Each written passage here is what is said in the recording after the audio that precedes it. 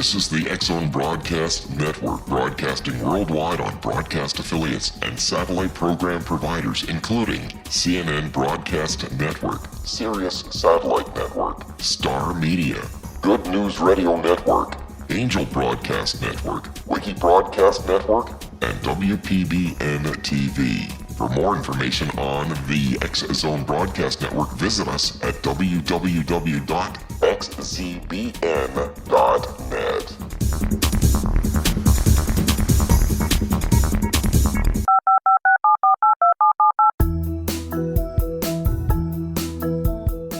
Did you know that when you're on the road with limited data or Wi-Fi, you can still listen to the X-Zone Radio Show with Rob McConnell, The Science of Magic with Gwilda Wiyaka, X-1, Dimension X, Space Patrol, and every minute of the X-Zone Broadcast Network by calling 213-401-0080, courtesy of Audio Now. No smartphone, app, or internet needed. It saves your data plan and it's free if you have unlimited minutes. Call 213-401-0080 to listen on any phone, anytime, anywhere. Remember 213-401-0080 for the best of the paranormal, parapsychology, and sci-fi radio programming anywhere, 24/7, 365. And welcome back to the X-Zone, everyone. This is Rob McConnell. I am in the X-Zone on Talkstar. Our toll-free number is 1-800-610-7035 or 1-877-528-8255.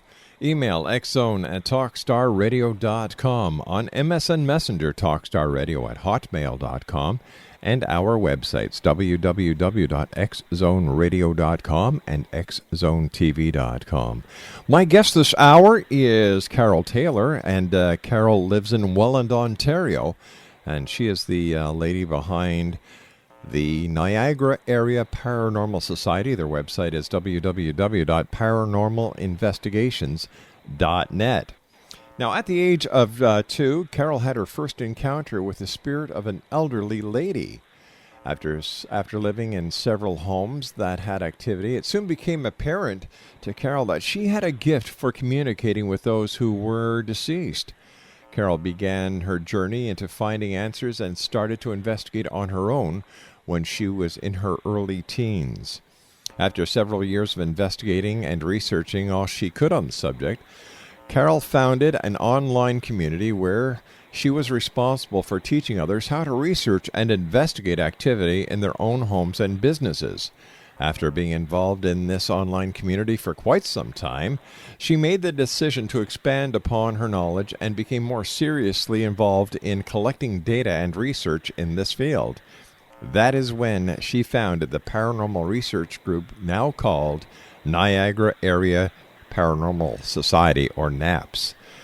Now, their current team consists of 12 members. They investigate paranormal activity throughout the Niagara region.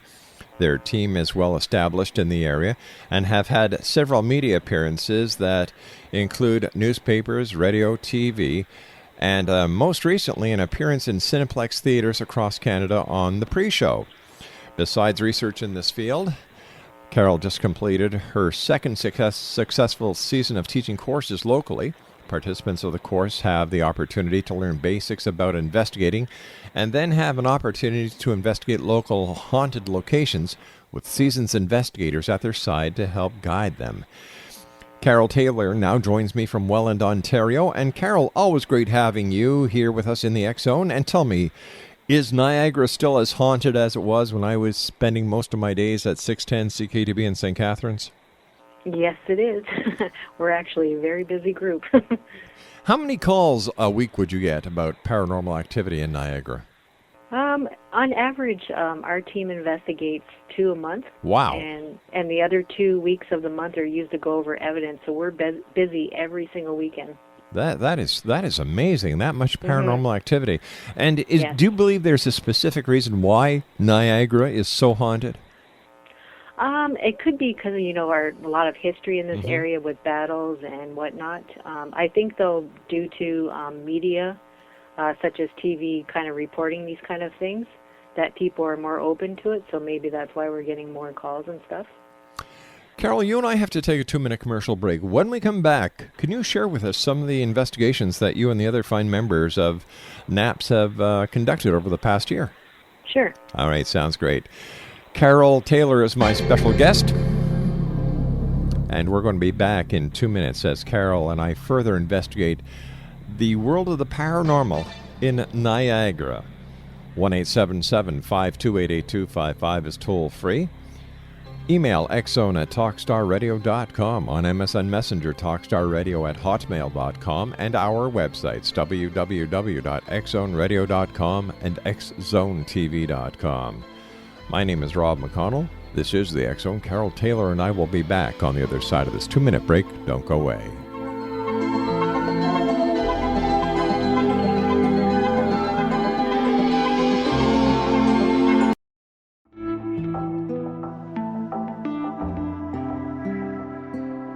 Take a step back in time and discover old Florida cuisine at Marsh Landing Restaurant in Fellsmere.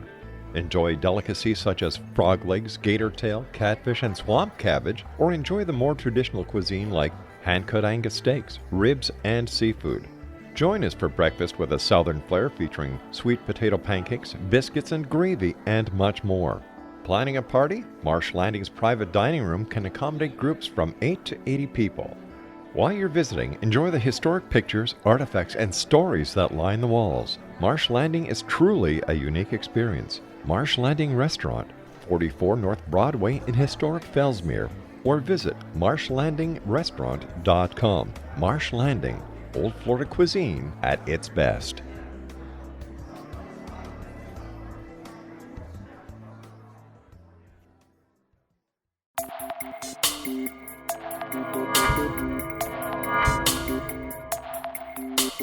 Are you interested in the paranormal, ghosts, UFOs, or psychic phenomenon? Join me, Tim Bartley, co-host of Talking to Spirits with Lightworkers Tim and Justina, coming mid-January 2017 to the XZBN. We will channel spirits live and talk to them, revealing all kinds of amazing information. Spiritual attachments will be found and removed on the show, and so much more. To find out when you can listen to Talking to Spirits with Lightworkers Tim and Justina, visit www.xzbn.net for listeners on both sides of the veil.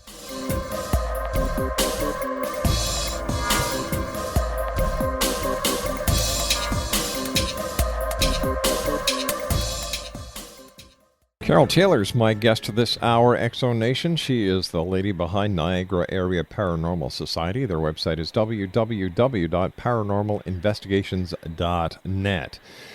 You do 2 investigations a month in Niagara, and you and I were discussing prior to the commercial break why the Niagara is so haunted, and it has been the scene of many historical battles, the War of 1812, and the Yes. and so on. What type of investigations are you doing now, and is there any connection between the investigations that you're doing in the year 2009 and the happenings of the War of 1812? We have investigated some that were directly related to it. One, for example, was Drummond Hill Cemetery. It's actually the only cemetery that our team has gone to investigate, and that was specifically due to what happened on that site with the battle. And other than that, we have been called to other locations that have historical significance, such as the Mildred Mahoney Dollhouse in Fort Erie. Oh, yeah. That one has actually been a very interesting location for us. We've had the opportunity to investigate there several times, so we've been able to collect a lot of data from that location. But most of the investigations we do conduct in the region are actually private homes. Let's just go back to the dollhouse for a moment, because Sure. There is a lot of activity that is going on there. And what kind of evidence have you and your team been able to collect pertaining to paranormal activity at that doll museum? In that location, actually, we were, during our recent filming with Cineplex, we were actually featured at that location. And over the past couple of years that we've been there, we've been able to collect thousands of pieces of audio, not just a couple. So it's been very active for us. We do have a couple pieces of video with lights going on and off by themselves. And we have another piece of video where all of the investigators were in a downstairs location, and we had a camera running upstairs. And it looks like something goes in front of the camera very quickly. It's just like a white flash, but we couldn't account for what that was. Was the camera on a tripod? Yes, it was on a tripod, yeah. And it was an infrared camera. So at that point, we had accounted for everybody, and we couldn't explain what that was. All right, take us through the course of an investigation of one of the homes that you've investigated where people actually believe that paranormal activity is happening. From the time you get the call, what is the first step you do? The first step I would do is I would actually interview the person, and I would ask them a series of questions that are more specific to the activity. It could be such as, like, are you experiencing sounds, smells, etc.? And what I'm trying to do is I'm trying to see if there's certain people, certain things happening at that location that might explain some of it. And then once we go there, I don't tell my team members what exactly has taken place in that location. And the reason why I do that is because I want them to be as objective as possible once we arrive there. So, for example, if somebody was, murdered or died in a certain room, I wouldn't say that to my teammates, because even though you try to be objective, if you had that piece of information, it might, in the back of your mind come up during the investigation. So they have no idea like what has taken place. They just know that some activity is happening and that we're there to investigate. There are some things that I will let them know, like, for example, if somebody has seen something in a certain area of the location, I might tell them that so that we can try to check out in the environment to see if there's a natural explanation for what's occurring. So, for example, if someone's saying to me, I'm feeling really uneasy in a certain room, what we will do is when we go in there, we will actually check out with our equipment, EMF meters specifically, to see if there are high EMF fields in that location that might cause a person to feel like they are experiencing something. And a lot of times it could be due to old wiring in a home or a business, and that we have found through our research can influence a person's way of thinking, and it can actually cause them to feel like something's there when it actually has more to do with something natural. Now, you say your team of team of investigators. What type of training do the investigators get and to be called investigators? A lot of the times they've already, like some of the people on my team, they've already been investigating on their own before they even come to us. But I kind of run them through the same sort of thing that I do with my courses. We go through like the protocols and procedures of our specific group. Some of them is quite like to do with common sense, like we wouldn't take pictures outdoors if it's raining, to look in the environment. I go through a whole like hands-on experience with them. And that's before, they can be called like an investigator on our team. So they actually have quite a bit of experience before, that occurs. And we run them through like on the equipment and whatnot. And so they kind of know like what to look for before they even get more deeply involved. What type of equipment? It's kind of like a training session that we go through with them. What type of equipment do you use? You mentioned EMF meters, which is electromagnetic. Yes, we have quite a bit of equipment, but we use infrared cameras, we have laptops, we have several different types of EMF meters. We have digital and wireless audio, infrared thermometers, video recorders, we have DVR system, and sometimes we also will experiment with a variety of equipment to try out different techniques that see what works, and that would include what we call trigger objects. So, for example, if we're called to a location where a child has been seen, we might bring along toys and try to see if we can get it to react to a toy. Or if it's just, say, a person that seems to be dressed in, we'll say 1930s type of attire, we might bring in music from that time period to try to see if we can get, better results with it. So tell me, do these entities, do these spirits, do these ghosts, do these paranormal beings actually leave trace evidence that you can catalog? Yes, we have had, like I said, it's actually very hard to get anything on video. Like in all of the years I've been investigating, we've only had maybe a handful of things on video. But with audio, it seems like it's easier to get for whatever reason, and we literally have thousands of pieces of audio evidence. Now, as a researcher into the paranormal, doesn't that raise flags for you that using the same technology, video, because also on video you would also have the audio, that you're not getting EVPs on the audio track of the video that you're using. You're only getting it on the on the audio recorders. No, we have had it on the video. Oh, you as well, have? Okay. But we just haven't captured any video of something moving. I'm sorry. Or, okay. It's kind of like, sometimes it can be a little bit hard to catch something that might happen in a certain area, I guess.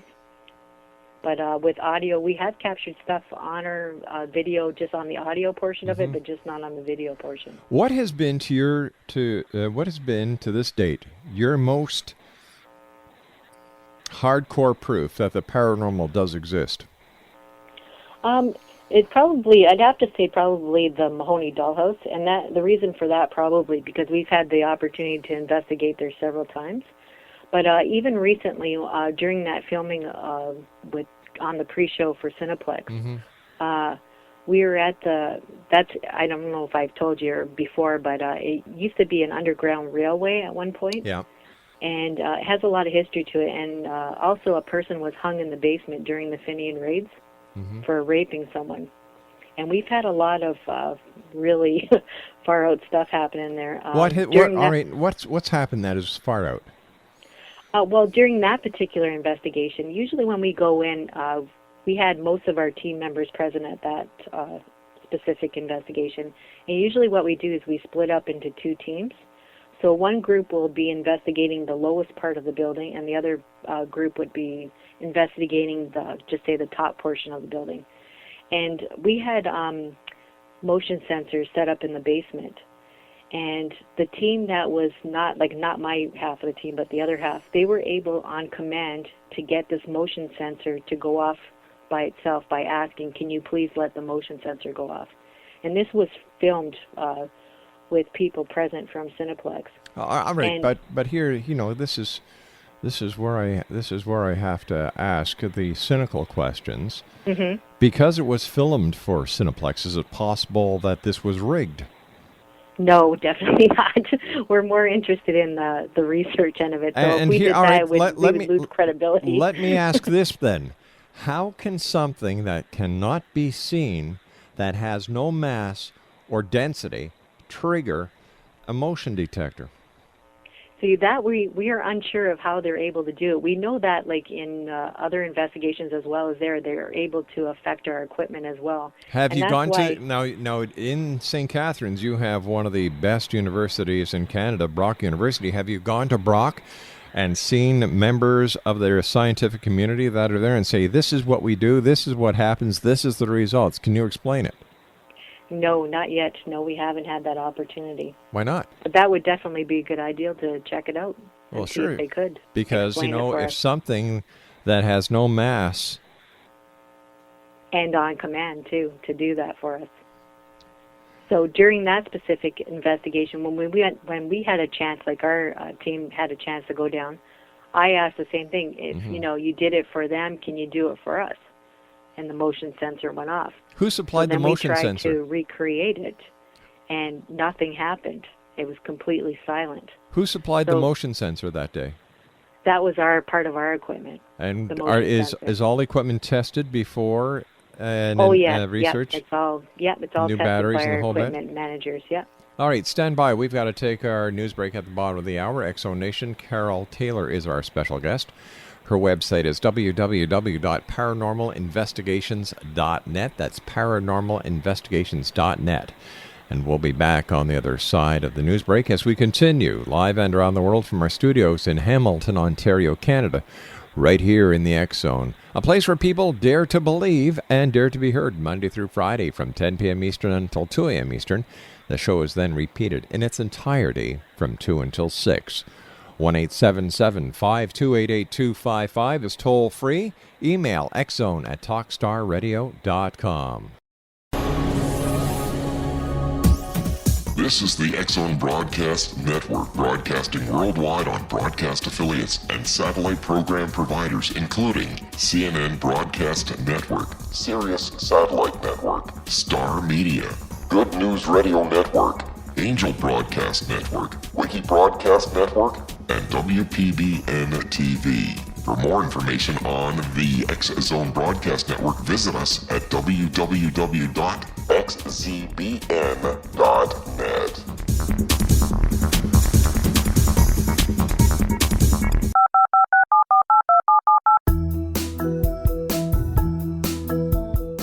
Did you know that when you're on the road with limited data or Wi-Fi, you can still listen to the X-Zone Radio Show with Rob McConnell, The Science of Magic with Gwilda Wiyaka, X-1, Dimension X, Space Patrol, and every minute of the X-Zone Broadcast Network by calling 213-401-0080, courtesy of Audio Now. No smartphone, app, or internet needed. It saves your data plan, and it's free if you have unlimited minutes. Call 213-401-0080 to listen on any phone, anytime, anywhere. Remember 213-401-0080 for the best of the paranormal, parapsychology, and sci-fi radio programming anywhere, 24/7, 365. Welcome back, everyone. Carol Taylor is our special guest, and we're talking to Carol about ghosts of Niagara, so to speak. Carol leads a group of investigators and researchers who investigate claims of the paranormal throughout Niagara. And her contact information is www.paranormalinvestigations.net. Carol, before we went to the break, we were talking about the haunted doll house in Fort Erie, and that during one of the investigations into the paranormal activity in that dollhouse, you had put infrared sensors in areas, and apparently upon command, the sensor would go on and off by an unknown source. Yes. Now, as far as I know, sensors require mass in order to trigger the infrared reaction that shows the sensor is going off. Yes. How do you explain this, and do you go to seek professional advice on how this can be done, or do you just leave it as paranormal? In that situation, we are very unsure of how that is able to occur. We just know that we were able to get a reaction. A lot of times when we're using equipment and whatnot, we really don't know what works and what's not going to work. Sometimes on an investigation, for example, with the motion sensor, we might have been able to get it off to go off on command, and then another time we're back there, we don't get any reaction from it. We do check our equipment before, and we start an investigation to see if it's all working properly. And in that situation with what you asked, do we go to professionals or whatnot? Yeah. I have talked to some people that were, different fields, electricians and whatnot, to see, what their take is on certain things. And again, they can't explain why something like in that situation would go off as well. Did you call up mass present? Did you call up the manufacturer, explain to them what the situation was, and ask them for any explanation that they might know? Could it have been a certain frequency of a voice that triggered the sensors? Were the sensors highly sensitive? Oh, sorry, in that situation, no, we did not call up the manufacturer and ask. Why not? That is something we could, include and try to do. As I was saying, sometimes even with all of the equipment we've had situations where, for example, something has moved on its own, and we can't explain it, but none of our equipment was affected. And then there's other times where we don't see anything happening, and our EMF meter might go off. So again, yes, it's kind of. But we know that electromagnetic fields move; they're not fixed. That's right. You can have an electromagnetic field showing 0 in 1 second, and the very next second, it shows a reading, and it has nothing to do with anything in the paranormal. It's a normal, natural phenomenon. That's right. And usually when we go into an investigation, that was something I forgot to mention earlier, we always do base readings before we even start out. So we're looking for the base reading for EMFs in each room, and also temperature. So that way, if there are any fluctuations during the investigation that we can't account for, then that's something we would examine in the environment to see if there is something naturally occurring that's setting it off. How many different ghost investigation organizations are there throughout Niagara? That I'm not sure of. I'm not sure. I know there's a couple I've heard of, but I'm not sure exactly how many, to tell you the truth. Well, if someone was to take your course, what would they learn? What we teach them is try to, again, look into the environment. There's so much misinformation out there right now in the media with TV shows and whatnot. And just to show them a realistic point of view, like exactly what we go through when we go into investigation, and to show them that it's not all like exciting things flying around through the air and whatnot, that a lot of it is paperwork and a lot of it's boring, and you're sitting there sometimes for hours looking at an empty room, or even when you're going through your evidence, you're just sitting there for hours and hours looking through your audio or your video and not getting anything.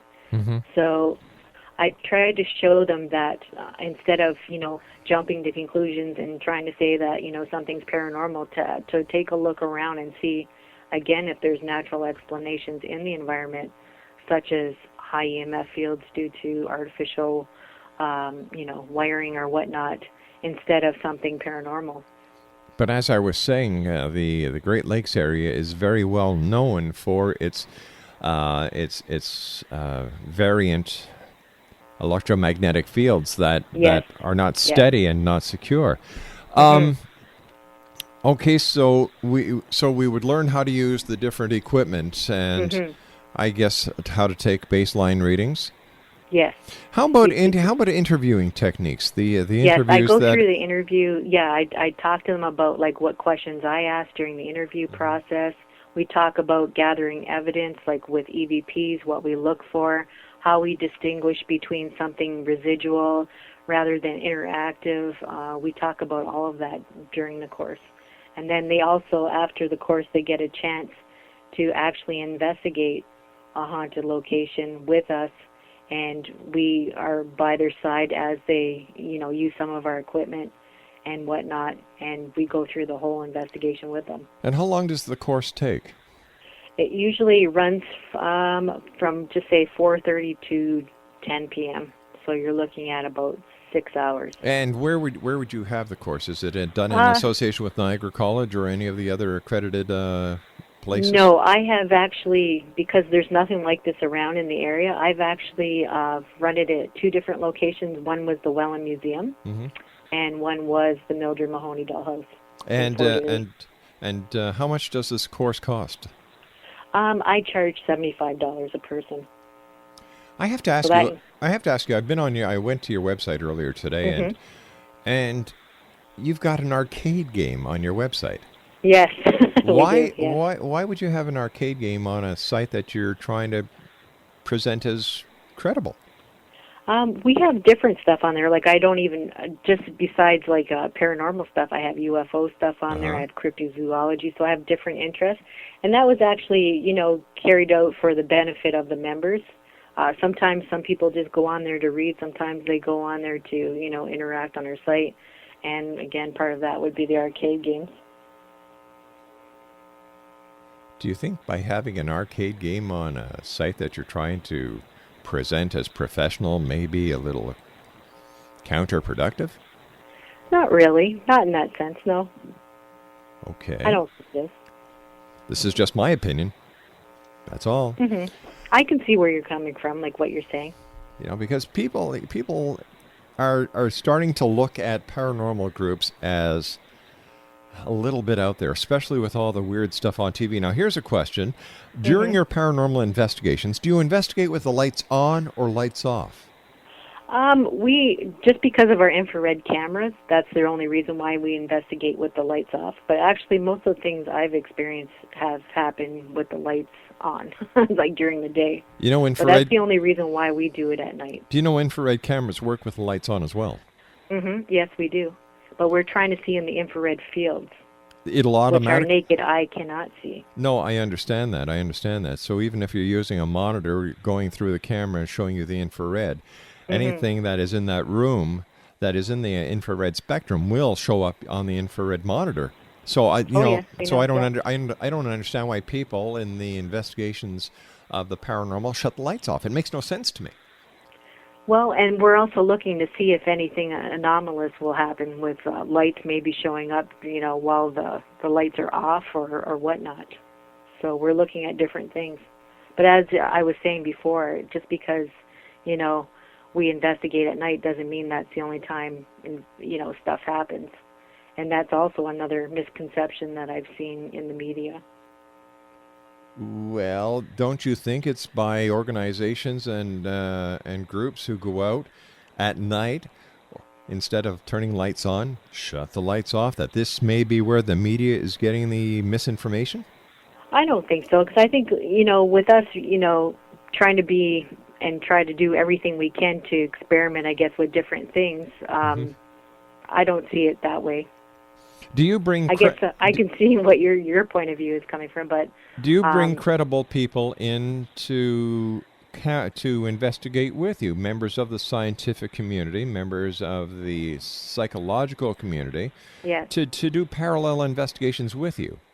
And we do have some of those kind of members as part of our team. Like I have a social worker on my team. I have a psychiatric nurse on my team.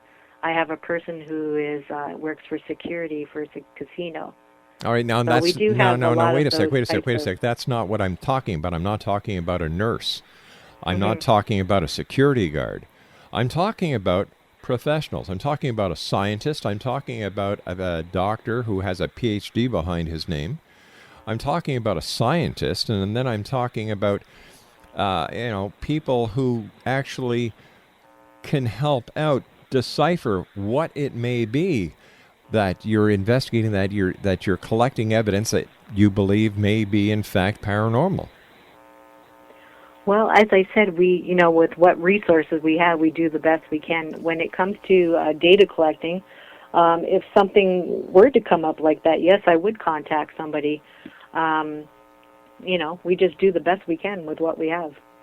Have you approached outside sources to use them? Yes, I have approached outside sources, when it came to certain, with our equipment, working in a certain way, asking, what would cause this, reading up on it with outside sources online or whatnot, and trying to figure out, what would happen and what kind of environmental influences would cause a certain thing to happen. Okay.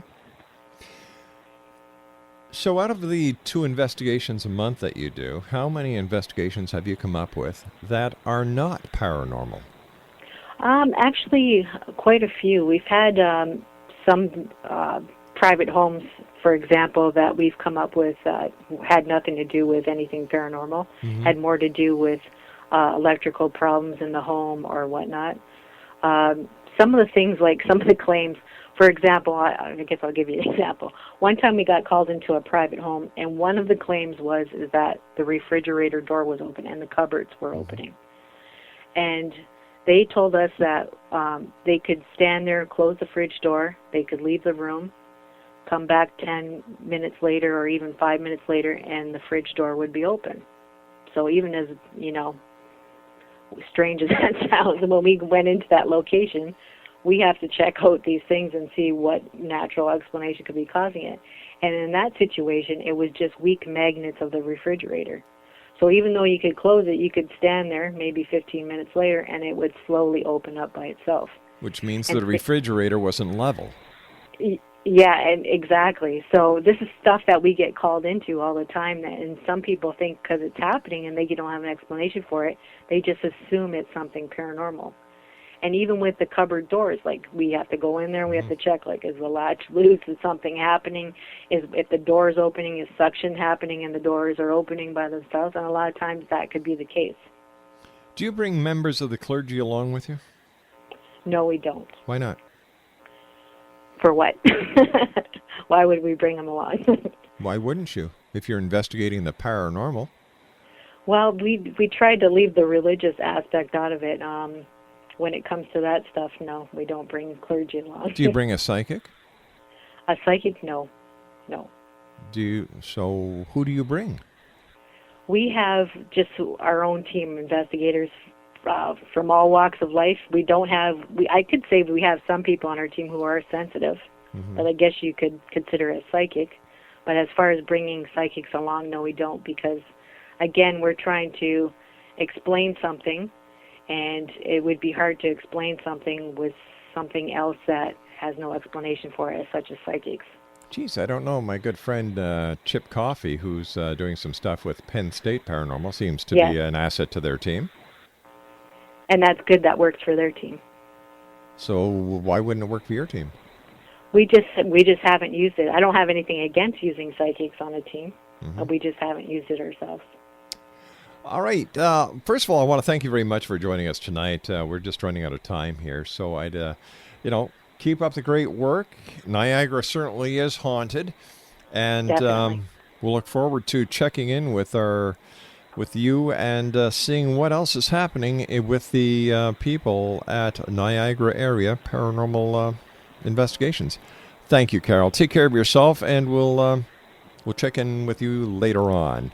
X-Zone Nation, 1-877-528-8255 is toll-free throughout the U.S., Canada, Alaska, and Hawaii. My name is Rob McConnell, and we're coming to you from our studios in Hamilton, Ontario, Canada. When we come back, I'm going to take a recap on this story. Something just doesn't make sense, and when it doesn't make sense to me, I share it with you. Something about that infrared sensor story doesn't sit right, and we're going to get our research department to check it out. When we come back, we'll try and give you the explanation on why that sensor was triggered. 1-877-528-8255 is toll-free. This is the X-Zone, and you're listening to us live and around the world on Talkstar. Don't go away. We'll be back. And when we come back, we will have an answer on that mystery sensor being triggered. Don't go away. 19 Sergeant Central. 19 Sergeant, check. Officers on the scene. Hi, I'm Larry Lawson, host of Paranormal Stakeout.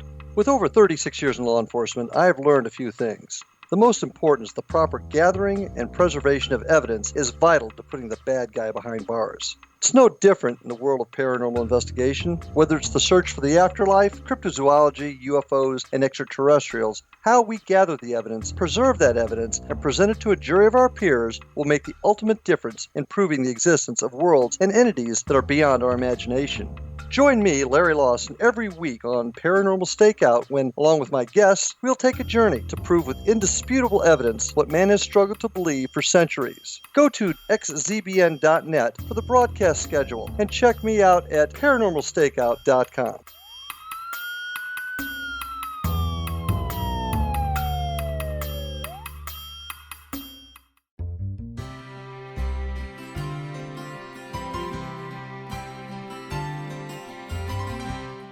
True healing must address 4 levels: physical, emotional, mental, and spiritual, for us to live joyful and productive lives. We tend to treat 3 of the 4, leaving the spiritual languishing. If you're tired of the same dysfunctional patterns cropping up in your life, Soul Balancing is for you. Trixie Phelps, owner and founder of Soul Balancing, is a naturally gifted energy healer trained in numerous esoteric forms, including shamanism. Trixie has created a powerful modality that safely and effectively clears your energetic field. A soul balancing session can remove interference, heal trauma, and restore your hope. Contact Trixie for a life-changing long-distance session today, www.soulbalancing.world.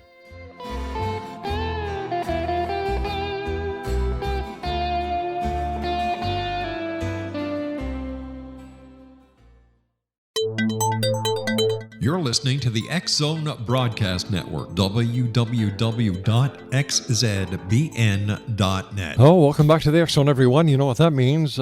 Someone on tonight's show bit the dust. Our guest tonight, Dr. Shelley Carr, was with us. Tara Green, Jose Escamilla, and Carol Taylor from a group of investigators in Niagara. And another one bites the dust was for Carol Taylor and her gang. I found a lot of very strange inconsistencies with the interview. Number one, we checked with a couple of manufacturers of infrared sensors, and they say, no, it will not. An infrared scanner will not pick anything up that does not have mass. High frequencies may set the scanners off. Heat deviations may, in very rare cases, set it off. But as far as ghost investigations are concerned, they know that the infrared scanners are being used for ghost investigations by people. They are being sold on ghost investigation sites, but they are not meant for that. And to the very best of 3 manufacturers that we've spoken to,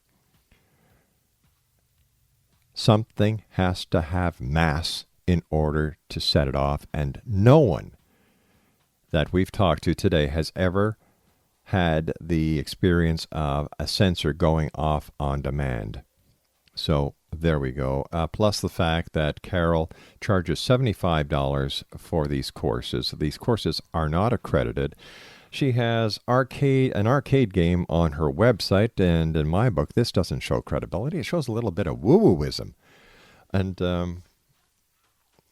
lot has to be done when you call someone an investigator. I don't call them investigators.